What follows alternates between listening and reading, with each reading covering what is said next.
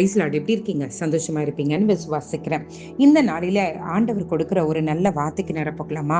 சங்கீதம் 48ஆம் அதிகாரத்தின் 14ஆம் வசனம். இந்த தேவன் என்றென்றைக்கும் உள்ள சதா காலங்களிலும் நம்முடைய தேவன், மரண பரியந்தம் நம்மை நடத்துவார். இன்றைக்கு ஆண்டவர் இந்த வார்த்தையின் மூலமாக நமக்கு ஒரு ஆணித்தரமான ஒரு உறவை, ஆணித்தரமான என்ன சொல்றது, ஆண்டவர் நமக்கு ஒரு உறுதியை அவர் கொடுக்கிறத நம்ம பார்க்கலாம். அங்க என்ன சொல்லப்பட்டிருக்கிறது? இந்த தேவனை வழிபடுகிற பிள்ளைகளாய் நாம் இருப்போமானால், இந்த தேவன் என்றென்றைக்கும் உள்ள சதா காலங்களிலும் நம்முடைய தேவன். நீங்க அவருடைய பிள்ளைகளாய் இருந்தால் அவரும் உங்களுடைய தேவனாய் சதா காலங்களிலும் அவர் இருப்பார். இரண்டாவது, அவர் கொடுக்கிற உறுதி என்னன்னா, மரண பரியந்தம் நம்மை நடத்துவாராம். நீங்க நினைக்கிறீங்களா, இந்த உலகத்துல ஜனங்க எல்லாருமே நான் இருக்குன்னு சொன்னவங்க எல்லாம் ஒரு நம்ம கிட்ட காரியங்கள் நடக்கிற வரைக்கும் நம்ம கூட இருப்பாங்க. எல்லாருக்கும் புரியும் நான் நம்புறேன். நிறைய பேர் பாருங்களேன், நம்மனால அவங்களுக்கு ஏதாவது ஆதாயம் இருந்ததுன்னா அந்த நேரம் வரைக்கும் இருப்பாங்க. நமக்கு சுகம் இருக்கிற வரைக்கும் நம்ம கூட இருப்பாங்க. நம்மளிடத்துல அந்தஸ்துகளோ இல்ல பதவிகளோ ஏதாவது இருக்கிற வரைக்கும் நம்ம கூட நம்மளை சுத்திக்கிட்டு ஒரு 5-6 பேராவது இருப்பாங்க. நம்ம கிட்ட ஒன்னும் இல்லைன்னு தெரிஞ்சதுன்னு வச்சுக்கோங்களேன், ஒருத்தர் கூட நம்ம கூட இருக்க மாட்டாங்க. ஏன், நம்ம யார பெருசா நினைக்கிறோம், நம்மளுடைய துணையா இருக்கலாம், நம்மளுடைய பிள்ளைகளா இருக்கலாம். நம்மளிடத்துல ஒன்னும் இல்லைன்னா இந்த உலகத்துல எல்லாரும் விட்டுட்டு போகிற நிலைமை தான். ஆனா ஆண்டவர் இங்க உறுதி கொடுக்கிறாரு, நம்ம கண்டி அவரை தேவனாய் நம்ம வைத்திருப்போம். ஆனால் அவர் என்ன பண்ணுவாரா, அவர் நம்ம கூட சதா காலத்திலயும் இருப்பாராம். சதா காலம்னு நான் சாதாரணமா சொல்ல விரும்பல, அதுல இன்னும் ஸ்பெசிபிக்கா அவர் சொல்றாரு, மரண பரியந்தம் வரைக்கும் அவர் நம்மை நடத்துவாராம். நான் உன் கூட இருப்பேன்னு மட்டும் நான் வார்த்தையில சொல்ல மாட்டேன், உன்னுடைய மரண பரியந்தம் வரைக்கும் உங்களை நடத்துகிற ஒரு தேவனாய் அவர் இருப்பேன் என்பதை இந்த வார்த்தையில அவர் சொல்லியிருக்கிறார். இன்றைக்கு இதை கேட்டுக்கொண்டிருக்கிற அப்பா, அம்மா, சகோதரனே, சகோதரியே, தம்பி, தங்கச்சி, இன்றைக்கு ஆண்டவர் சொல்ல விரும்புறது என்னன்னா, யாராவது உங்களை நம்பி ஏமாத்திட்டு போயிட்டாங்களா? அதே இடத்துல உட்காந்து அழாதீங்க, அவ்வளவுதான் என் வாழ்க்கை முடிஞ்சிச்சுன்னு நினைக்காதீங்க. ஆண்டவர் சொல்றாரு, மனுஷங்களுடைய அன்பு, பிரியம் இதெல்லாமே மறைஞ்சு போறது. ஆனா என்றைக்கும் நிலைச்சிருக்கிறது கர்த்தருடைய அன்பு. அப்ப நம்ம செய்ய வேண்டியது ஒன்றே ஒன்றுதான். இருதயத்தின் ஆழத்துல இருந்து ஒரு உறுதியோட, ஒரு தைரியத்தோட, ஒரு தீர்மானத்தோட நம்ம சொல்லலாம், ஆண்டவரே நீர் தான் எங்க தேவன், நீர் தான் என்னுடைய தேவன்.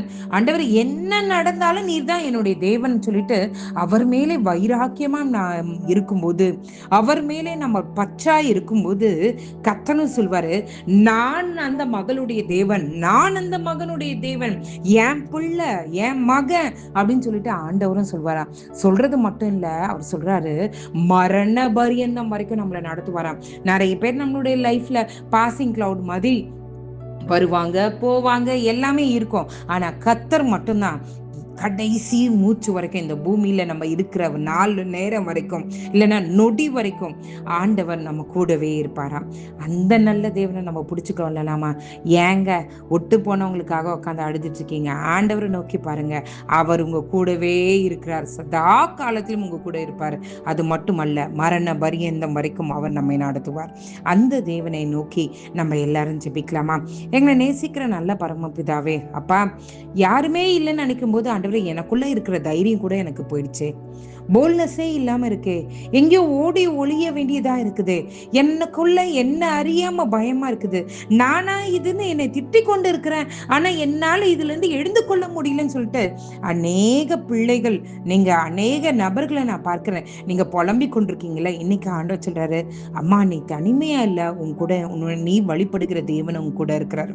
நீங்க நம்பின, நீங்க விசுவாசித்த அந்த தேவன் உங்க கூட இருக்கிறார். ஆண்டவரே, நீர் எங்க கூட இருக்கிறீங்களே, உங்களுக்கு நன்றின்னு சொல்லுங்க. அப்பா, இந்த நேரத்தில் நாங்க எல்லாரும் இணைந்து சொல்றோம், ஆண்டவரே நீர் எங்க கூட இருக்கீங்களே நன்றி, எங்களுடைய மரண பரியந்தம் எங்களை நீங்க நடத்த போறீங்களே அதுக்காக உமக்கு நன்றி. எந்த காற்று வந்தாலும், எந்த புயல் வந்தாலும், எந்த விதத்திலும் எங்கள் வாழ்க்கை என்கிற படகு தலை கீழாய் குப்புற போடுகிற நிலைமை இருந்தாலும் என் கர்த்தர் அப்பொழுதும் எங்க கூட இருக்கீங்களே, அதுக்காக உமக்கு நன்றி. எங்களுக்காக தூதர்களை எழுப்பி அனுப்ப போறீங்களே, அதுக்காக உமக்கு நன்றி. யார் யார் என்னென்ன பிரச்சனையில இருக்காங்கன்னு எனக்கு தெரியாது. என் கர்த்தர் அவர்களோடு இருந்து அவர்களை வழி நடத்துங்க. அவங்களை வெட்கப்படுத்தாதீங்க. அவங்களுடைய கரத்தை நீங்க பிடிச்சு நடத்த வேண்டுமா நான் ஜெபிக்கிறேன் ஆண்டவரே.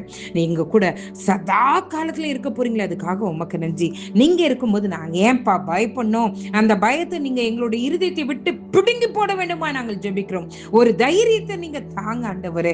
அப்பா, நாங்க நேற்று வரைக்கும் நாங்க பார்த்து பயந்த சூழ்நிலைகளை பார்க்கும்போது ஆண்டவரே, நாளை காலை நாங்கள் எழுந்து கொள்ளும் போது அது எல்லாமே எங்களுக்கு லகுவா இருக்கணும் ஆண்டவரே. அதை மிதித்து நாங்கள் தகர்த்து போடுகிறவர்களா இருக்கணும் ஆண்டவரே. இந்த மாசம் ஆண்டவரே எங்களுக்கு நீங்க வாக்குத்தத்தம் சொன்னீங்க ஆண்டவரே. என்ன சொன்னீங்கப்பா? அப்பா, நாங்க உங்க கூட சேர்ந்து நாங்க பராக்கிரமம் செய்வோம், எங்களுடைய சத்துருக்களை முறியடிப்போம் நீங்க சொன்னீங்களே ஆண்டவரே. அந்த வார்த்தையை நாங்க நினைவு கொள்கிறோம் ஆண்டவரே. இந்த மாதத்திலே என் கர்த்தர் எங்களோடு இருந்து நடத்த போகிற ஒவ்வொரு நிகழ்ச்சிகளுக்காய் நன்றி ஆண்டவரே. இத்தனை குடும்பங்களில நல்ல காரியங்களுக்காக ஜெபித்து கொண்டிருக்காங்க. எந்தவித தவறும் நடந்துடக்கூடாது, எந்தவித காரியமும் நடந்துடக்கூடாதுன்னு சொல்லிட்டு பயந்து உட்கார்ந்து கொண்டிருக்கிற சூழ்நிலையை பார்க்கிறேன். என் கர்த்தர் எல்லாவற்றையும் சம்பூர்ணமாய் முடித்து கொடுக்க போறீங்களே, அதுக்காக உமக்கு நன்றி. இந்த தேவன் சதா காலத்திலும் எங்களுடைய தேவனா இருக்க போறீங்களே, அதுக்காக உமக்கு நன்றி. மரணத்தின் கடைசி நொடி வரைக்கும் எங்க கரத்தை பிடிச்சு நடத்த போறீங்களே, அதுக்காக உமக்கு நன்றி ஆண்டவரே. எல்லாவற்றையும் கையில் ஒப்படைக்கிறேன். காலை எழுந்து உங்க நாமத்தை நாங்கள் மகிமைப்படுத்த கிருபை செய்யுங்க. இயேசுவின் மூலம் ஜெபம் கேளும் நல்ல பரமபிதாவே. ஆமென், ஆமென், ஆமென். God bless you.